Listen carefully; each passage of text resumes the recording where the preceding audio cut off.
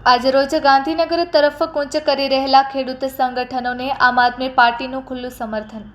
ખેડૂતોની ટ્રેક્ટર રેલીમાં આમ આદમી પાર્ટીના નેતાઓ અને કાર્યકર્તાઓ પણ જોડાશે।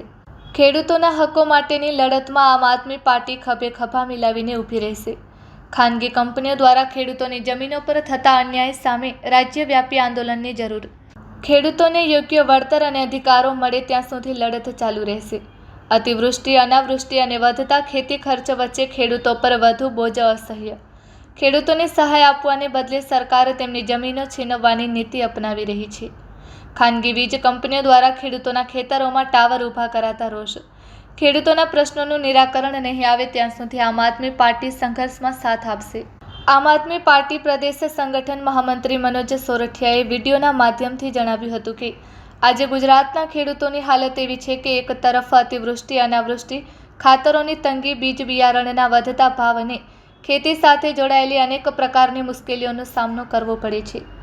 ખેડૂતો ખેતી કરીને પોતાનું ઘર ચલાવે છે અને દેશનું પેટ ભરે છે, પરંતુ બીજી તરફ સરકાર ખેડૂતોને કંઈ આપવાને બદલે તેમની પાસેથી છીનવી લેવાની નીતિઓ બનાવી રહી છે।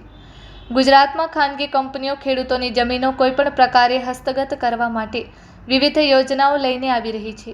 હાલમાં ખાનગી વીજ કંપનીઓ દ્વારા ખેડૂતોના ખેતરોમાં મોટા ટાવરો ઊભા કરવામાં આવી રહ્યા છે, પરંતુ તેના બદલામાં ખેડૂતોને યોગ્ય વળતર કે કોઈ યોગ્ય સુવિધા આપવામાં આવતી નથી। આ રીતે ખેડૂતોને અન્યાયપૂર્ણ સ્થિતિમાં મૂકવામાં આવ્યા છે અને આજે સમગ્ર ગુજરાતનો ખેડૂત પીડા, દુઃખ અને સંઘર્ષ વચ્ચે પોતાના અધિકારોની માંગ કરી રહ્યો છે।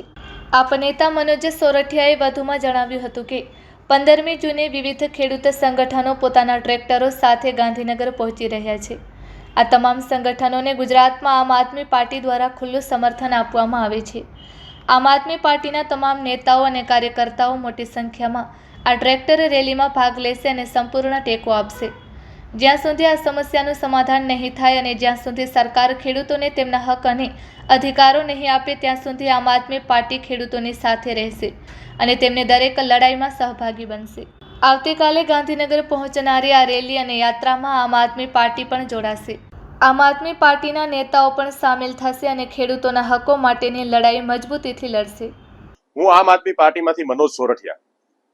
આજે ગુજરાતના ખેડૂતની હાલત એવી છે કે એક તરફ ઉપરવાળો અતિવૃષ્ટિ, અનાવૃષ્ટિ, ખાતરોની તંગી, બીજ બિયારણના ભાવ, મસ્ત મોટા ભાવ, તમામ પ્રકારની અડચણોની સામે ખેડૂત જ્યારે ખેતી કરતો હોય, પોતાના ઘર ચલાવતો હોય, દેશના પેટ ભરતો હોય, ત્યારે એક તરફ સરકાર ખેડૂતોને કંઈ આપવાને બદલે ખેડૂતો પાસેથી છીનવી લેવાની પોલિસીઓ બનાવી રહી છે। ગુજરાતમાં ખાનગી કંપનીઓ ચારોકોર ખેડૂતોના ખેતરોને કોઈ પણ પ્રકારે તડપવા માટેની, છીનવી લેવા માટેની યોજનાઓ લઈને આવતી હોય છે। હમણાં વીજ કંપનીઓ, જે ખાનગી વીજ કંપનીઓ છે, એ આડેધડ ખેડૂતોના ખેતરોમાં મસ્ત મોટા ટાવરો નાખી રહી છે। જમીનો જે છે એની સામે કોઈ વળતર નહીં, કોઈ પણ આજીવિકાનું સાધન નહીં, એવી રીતે ખેડૂતને જે છે એ હાલતમાં છોડ્યા છે।